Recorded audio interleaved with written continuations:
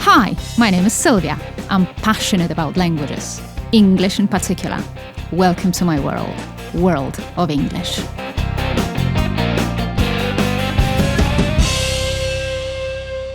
Dear all, it's been a while. I am well aware of the fact, and I know you haven't had much chance to listen to me.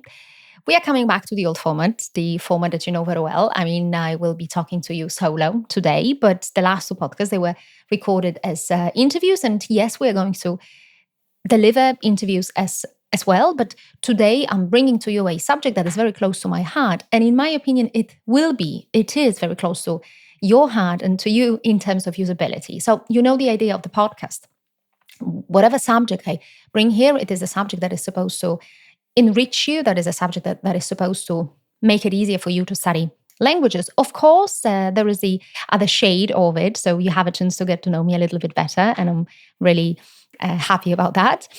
So there are two birds killed with one stone, so to say. So you get to know me a bit better. And you, I truly believe, and I know that you just develop your knowledge of the language, and the information that you get here, it helps you to study the language better. And the subject that I brought for today's meeting is a failure. And the failure is not something that we like. It is not a very marketing-like word or marketing-wise word, because we all like to talk about our success and how good we are and what we manage to do. But of course, we know the other perspective, that on the other hand, actually, we learn through our mistakes. And this is a really great thing, to understand where we fail and the mistakes, the kind of mistakes that we make, and then we can learn our lesson. And I will tell you what I mean here with the word failure, because I'm going to ask you a very simple, very blunt question. The question is, why do we fail at learning languages?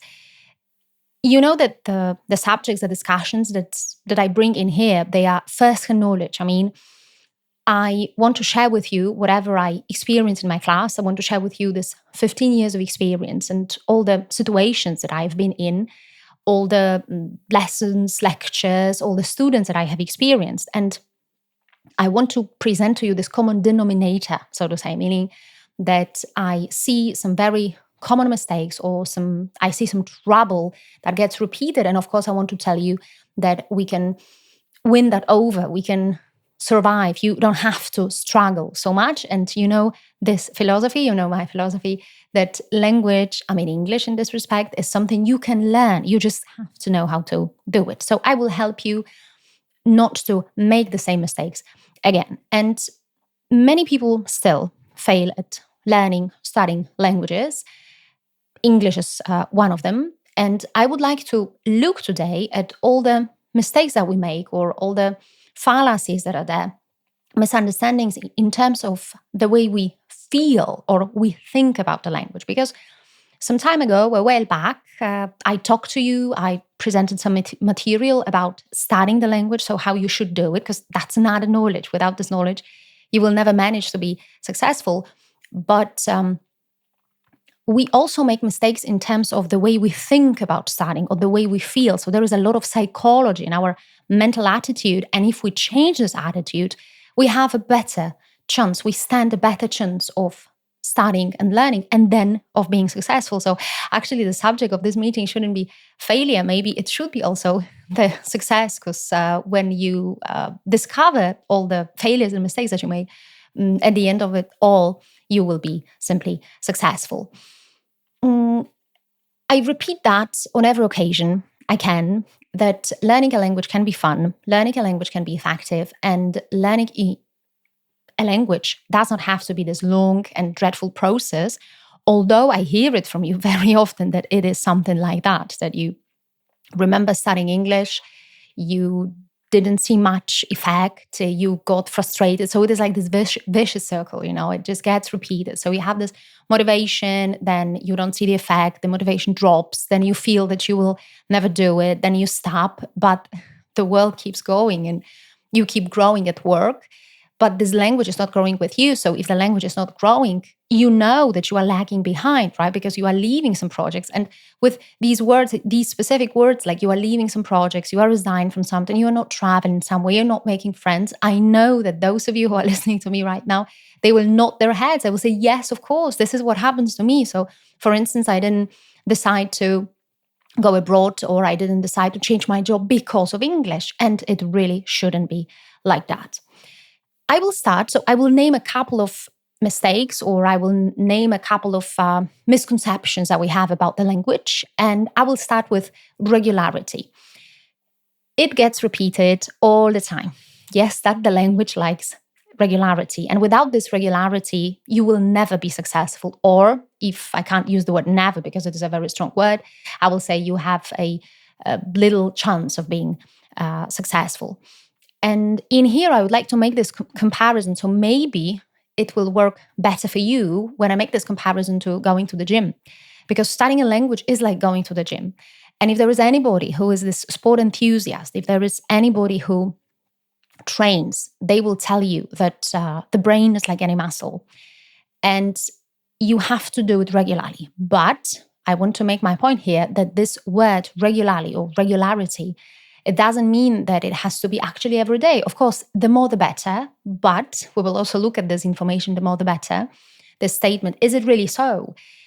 Because the more the better, yes, but in the sense that you still derive pleasure out of it. So I am not implying this. I'm not telling you that you have to study the language every day for 5 hours, right? And then at the end of the week, you are so tired. Or when you think about English, you don't want to do it anymore. You can't even look at English books. So you can't even think about your English course. No, I'm just saying that this regularity means that you do it in a regular circle. So if you do it every other day, then do it every other day. You can even do it once a week. Of course, once a week means that it is this limited time, but it's better to do it once a week instead of not doing it at all. But this regularity that your brain knows, and you know that every single week there will be this meeting with a teacher, that you will be there will be this 1 hour or 1 hour and 30 minutes, and it will be devoted simply and only to English, then your brain will be ready for the knowledge. And the worst thing you can do, I hear it very often, is that you are so motivated at the beginning of the process. It happens through different factors, like you get a new job, or you finally decide to go abroad, you meet fantastic people, you meet other people who are studying the language, so you want to be like them, so you have this great motivation. And at the beginning of the process, you can learn even every day, every other day, you can spend loads of hours studying the language. But if you do it only for 1 week, or if you do it only for 2 weeks, it will never bring the effect. So my advice is even not to do it at all. It's better to go for a walk. It's better to ride a bike instead of studying English. I know it's controversial what I'm saying, but in fact it is so. If you have just this motivation at the beginning and you don't keep on going, you will never be successful. It is like running a marathon. Yes, you have to somehow think about all the strength that you have and the stamina that you have, and you have to know that this is a process. So you have to know you need to keep this motivation and this regularity for at least half a year, if you want to see this effect. And then once you somehow manage to understand and somehow you manage to train your brain, and you will keep this motivation, so you will have this meeting at least once a week, then the whole process starts. And in this whole process, there are a lot of hurdles, there are a lot of obstacles, there is a lot of trouble, because you want very much, you make mistakes, you start failing, you don't feel comfortable. Mistakes are part of the process. But I observe it very often, and it is among teachers, it is among people, like all the people around you, that for some reason, when you start studying a foreign language, not your own mother tongue, but a foreign language, and you make a mistake, suddenly it is a disaster, just thorough disaster, because you were supposed to produce this great, fantastic sentence, and all of a sudden you forgot the tense, or you forgot the form, you made a mistake, and the whole world collapsed. It shouldn't be like that. We shouldn't pay too much attention to mistakes. And in here, I will ask you to come back with me to our childhood. Maybe, us as people, we don't remember this. Maybe some of you remember, but we can observe other children. If we don't remember our own childhood, we can observe other children. We can observe our children as parents, how they are studying their own mother tongues. And I guess that all of you, most of you, will agree with me that when a child starts speaking, we are so excited, we are so happy that they can actually produce whatever, in some sense. We are so happy when they make a sentence, when they make mistakes, but it doesn't matter because they are fully communicative. They come to us and they tell us that they are hungry or that they are tired or they want something from us, and we can communicate with them. And then just reverse the situation and then imagine that every single time our child makes a mistake when they are speaking their own mother tongues, which happens every day because they make mistakes in the pronunciation, in the form of the word, yes, in the plural, singular form. Now I'm talking about my experience. I'm observing my son, how he's learning to speak. So it happens, right? He sometimes doesn't know what kind of ending to use at the word at the end of it. But whenever he comes to me and says something, I'm super proud of him. And of course, I correct him because that's another part of the story. You have to correct your child, and you also have to correct yourselves. If you don't correct yourselves, if you are not aware of the fact that you are making a mistake, you will never learn through it. But we correct it in a very funny way. Yes, that's not the end of the world. So why, when we are adults and we are studying the language, when we make a mistake, we are so afraid of it, and we think this is actually the end of the world. And I know, of course, now some of you will come to me and say, hey, when I'm 20, 30, 40 something, and there is my boss who expects something from me when I am delivering a speech in English, or I am an educated person and I know how I am supposed to be speaking, and I know that I'm making mistakes and it really gets on my nerves. And also other people that are around us, they will tell me, hey, that's a mistake. This all leads to lack of confidence. And again, we have another vicious circle because the more or the less confident you are, the less confidence you have, you don't want to speak the language, then you stop speaking the language at all. And if you stop speaking the language at all, you don't proceed. So the process finishes, and we don't proceed anymore. Yes, we stop learning at all. And this confidence shouldn't be built on the mistakes that you make, but this confidence should be built on communication. I use this word like a maniac. I repeat that to all my students. I repeat that to you. Language is for communication. Language is not for the books. Of course, again, some of you would react and say, but yes, language is this beauty, right? You can then write poetry, you can read poetry, you can write books, read them. I agree with that, but you have to remember where we are starting. So when we are starting the process of studying the language, we are like our kids. We are 3, 4, 5 years old. And you don't expect from a 5-year-old to write a book, yes, or to speak like you speak or you write in a book. That's not what we do, because this is impossible. And later on, if you keep on studying the language, maybe you in the future will decide to study the language at university. Yes, you will learn this language, the sophisticated language. You will study poetry, but definitely not at the beginning. So you have to set realistic goals. And communication is everything. Most of you, most people that are studying the language for work purposes, for private purposes, for travel, for hobbies, they need it for communication. They will meet other people for whom this language, like English, is still a foreign language. So nobody will pay attention to the mistakes. Everybody will be just cheering the moment. Everybody will be just happy that they can talk to each other, that they can understand each other, although they are using a foreign language.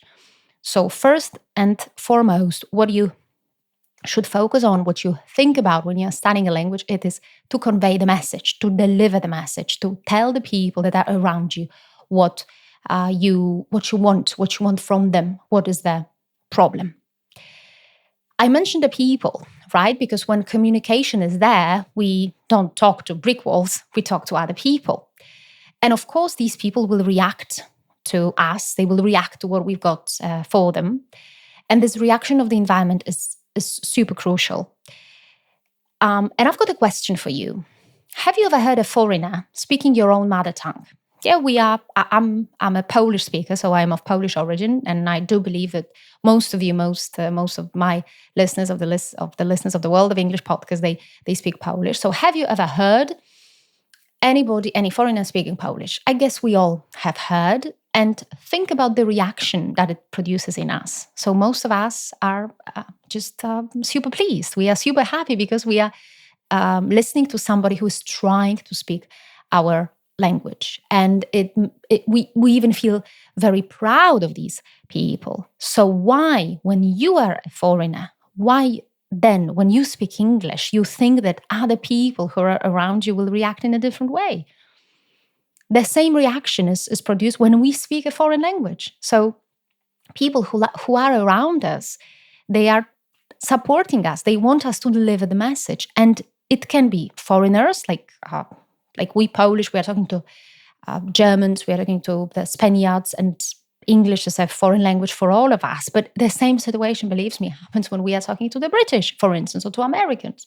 They are proud. They are happy that we are speaking their language, because the more of the people around the world who speak English, the better it is for all the nations for whom this language is their mother tongue. So you have to know that this feeling of being afraid, this fright, or of making a mistake, and this reaction of the environment, because we all feel that we are making a fool of ourselves, it actually doesn't exist. Because this fear that you have is something that you have to call. So please call your fear. Tell me what you are really afraid of. And when we speak English, when you speak English, you tell me that you are so much afraid of making a fool of yourself, and you are so much afraid of people judging you. You are so afraid that people will think, or people will whisper somewhere there, oh, that's a fool because he doesn't know a word. But I have never ever experienced a situation like that. And I've been teaching English for the last 15 years. I've been speaking the language for the last 20, 25 years myself. And I have never ever experienced anything like that people were judging me, my mistakes. Although, and you know it from the interview that we recorded a while back, that I also made mistakes. But the language is this great medium for communication. And I've got this feeling, I've got this conviction that people around you hardly ever judge you when you speak the language. So they appreciate your effort. So why worry so much? I guess you shouldn't worry. And my last piece of advice for here is having fun and delivering pleasure out of it. And again, I can only imagine your reactions. Some of you may say, well, when I am 30 or 40 years old and there is this boss above me and a couple of people working under me and I'm delivering this speech, well, it is hardly ever any pleasure for me. It is my duty and I have to do it well. Well, yes, there are situations like that a lot depends on you. But if you never or hardly ever derive this pleasure from speaking English, you will never be a good speaker, because you have to enjoy it. You have to get this fun, just like children. And I keep coming back to children and the way they acquire their mother tongues, because for me as a linguist, observing a child learning a language is pure pleasure. And all the linguists in the world, they will try to repeat that in their classes, because they will try to find a way how to do it, how to copy this process. I know this process cannot be copied one-to-one, because there are a lot of elements, biological elements, and the development of the brain, right, and neurolinguistics, etc., etc. So I will never tell you that we can study a foreign language the way we are studying or we were acquiring our mother tongues. But definitely, I can tell you that we can copy a lot from this. So we have to make it as natural as it is only possible. We have to derive a lot of pleasure out of it. We have to stop being afraid and so obsessive about mistakes, because these mistakes, first of all, they make us. And second of all the people who are around us, so this environment around us, they don't judge us. Never, I'm sure. The way we think we are judged, yes. So this fear that we are producing, it is only in our minds. And what should be first what should be the most important thing, it is communication. And if you know this, you will have a different motivation and you will have a different thinking about studying a language with your teacher in a course, with on your own, if you study on your own.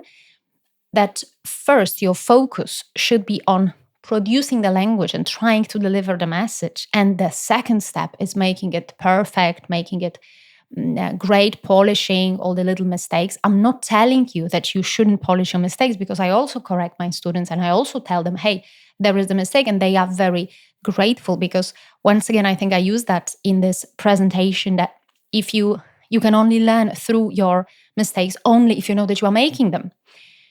So mistakes are important and you have to know that you are making them, but they occupy the second place. The first place is communications. Every single time that you manage to deliver your message, you are a winner. And that's why we have a lot of success stories. So I have heard that when people come to me and say that they went on holiday for the first time in their lives, I mean, not on holiday for the first time in their lives, but I went on holiday abroad for the first time in their lives, and they actually didn't need any linguistic support because they picked up the phone and they called the reception desk, and it is a huge step for them. Other people set up companies abroad because they see this opportunity for them to grow, to develop their business. Other people started to travel alone. Yes, so always there was this company, and now they travel alone. They travel to English-speaking countries, to America, to England. So these are the great deeds, the great steps that people take after changing their attitude. Because language is for communication. And if you don't speak a language, you can only read, you can write something, but you don't speak the language. I'm sorry, I have to say it. It means that you don't know it. I hope that this short list of mistakes, whatever we call them, that we make as when we are studying the language, I hope it has opened a couple of eyes and it has opened a couple of doors, windows for you. Please rearrange your thinking about studying the language, and please enjoy it, because it can be effective, it can be fun, and it can be something you can do. And once you do it, magic happens because you become free. And I am wishing this to all of you from the bottom of my heart. Cheers.